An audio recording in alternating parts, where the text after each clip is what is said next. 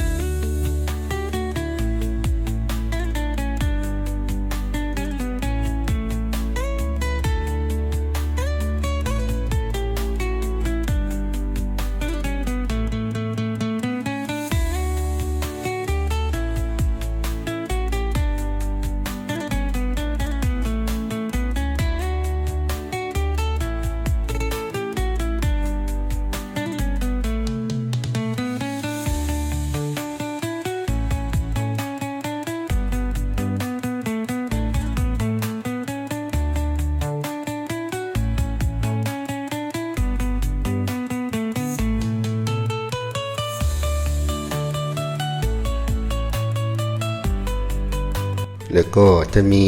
หอมแดงหอมขาวหั่นเป็นชิ้นน้อยๆเหมือนกันหรืออาจจะใส่แครอทก็ได้มาหั่นเป็นชิ้นเล็กๆเหมือนกันนี่แหละผสมอีก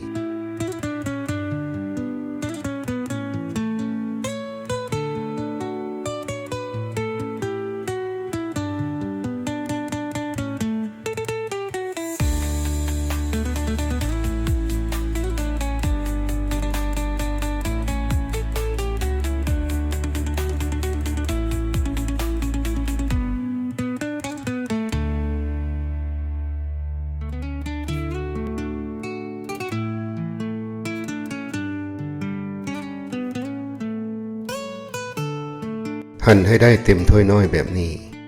และจากนั้นก็เอาไก่ย่างมาหั่นเป็นชิ้นน้อยๆเหมือนกัน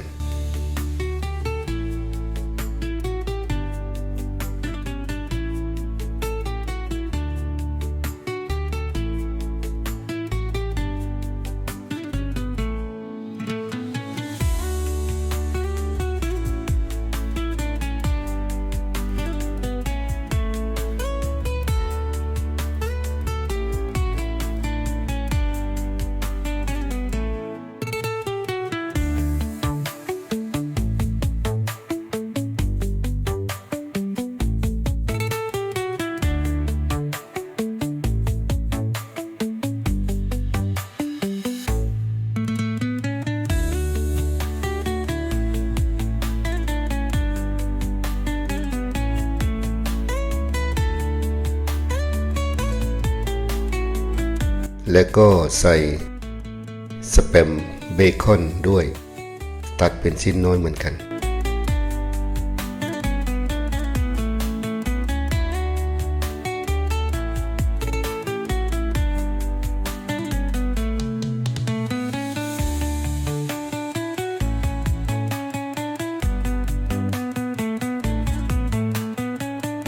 พอเตรียมทุกอย่างได้ครบแล้วรวมถึงข้าวด้วย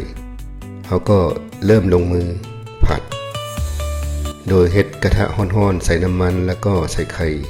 ประมาณ3 ฟองใส่กระเทียมลงด้วยเจียวให้หอมก่อนแล้วจึงเอาไก่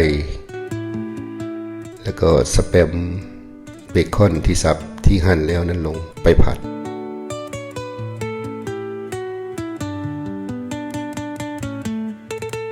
ใส่พวกหอมที่เราเตรียมไว้นั้นลงไป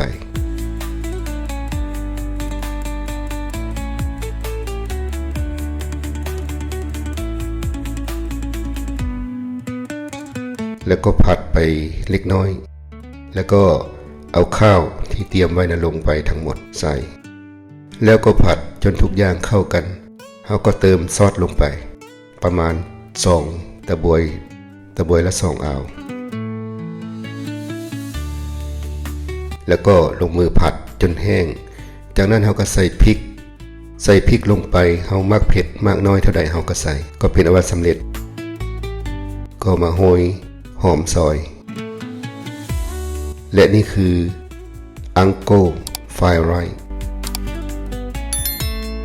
แล้วพบกันใหม่ในคลิปต่อไปสบายดี